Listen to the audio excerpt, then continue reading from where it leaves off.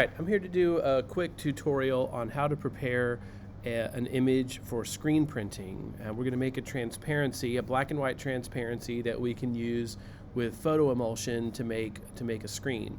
So the thing you have to remember when you're screen printing is that when you make the screen, there's either ink or there's no ink. There's not a range of tones, and so when you make the transparency, you have to break it down into just black and white. And so I'll show you a couple of different things that you can do. The first thing I'm going to do is just take a color photograph that I took, a digital photograph, and what I want to do is make a screen print of this, so I have to adjust it a little bit. I'm not going to get all of the detail in there, but you'll see we can kind of play around with what kind of detail we get. Okay, so what I'm going to do first is I'm going to hit Command Shift and U so that I can make it black and white. I could also do that under Image, Adjustments, and then go to Desaturate. So Command Shift U is Desaturate. So I have a black and white image.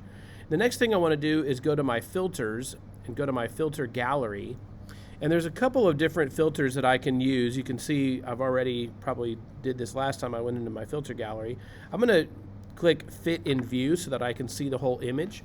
Excuse me. So this is a black and white image using the Photocopy Filter, and I can kind of play around with the detail in there, make less detail or more. So that's one of the filters that you might try, is the Photocopy Filter, and that makes things just black and white. And so you're getting that tonal variation through the amount of dots that are there. Another one you can try is Stamp, and again, it just kind of depends on your image. And again, you can make adjustments. You can just kind of play around with stuff like that. To get more or less detail. And then the last one I'll show you is, actually there's a couple more. You can do reticulation. This might give you more dots, but you also might lose some of the detail in there because there's such fine dots. But reticulation can be a good one too. And then, excuse me, and then another one that you might try is this halftone pattern. And then particularly if you have, the larger the dots, this one, I think you really have to crank up the contrast, because see, some of those dots are gray, and those I don't think are going to translate the way you want them. So you want to hit the contrast all the way up on that, and then play around with the size of the dots.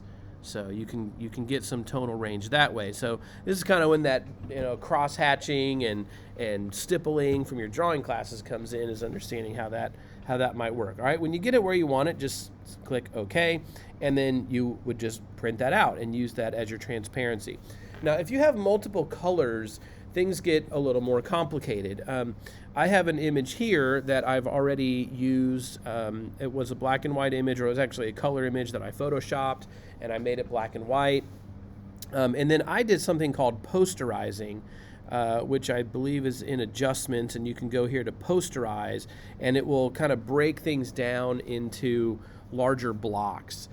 And then if I want to print out each of these colors differently, I can go into my layers, and what I'm going to want to do is select the color. Now, this is how I do it. There may be actually a better way to do this. I'm going to select the color range. I'm going to print all my yellow stuff. Let's say OK, and I'm going to hit Command J and make that a separate layer. So now I've got hopefully all my yellow stuff on one layer. Okay, you can see there. And then I would have to color all of that black. So what I would do is select all of this, invert my selection, and then color it in all black. And that way, when I print out that transparency, that will be black, but it will translate as but I will print it as yellow. So you're going to want to do these different Oh, I don't have the right color. You're going to want to do these, a different screen for each color that you have, and you would just print out each one of these separately. So I want to do the red.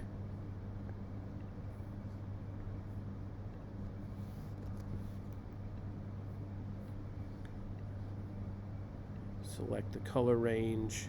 Just make a separate layer that's just the red. So if I turn the main layer off, you can see, I just have the red there. Select all this.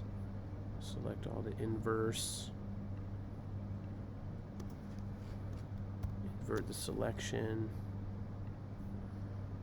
And there's a couple little steps you have to go through, and then just make all that black, and then I would print that out as a separate. So I'd print each of these things out as a separate screen. All right, so this is my yellow, this is my red, and then the color of the paper would be a third color. So that's kind of how you can play around and mess around with different colors and make separations if you want to do multiple color screens, and that way you make sure that they all register with one another. So it's a little bit of a creative problem solving there sometimes, but definitely something that you can do. That's how I do it. Or you can just do a single layer using the halftone or stamp pad or reticulation or anything like that. All right, so that's how you would prepare the image, and then just print it out, and then you would make the screen like you normally would. Okay, that's all I've got, and let me know if you have any questions. Thanks.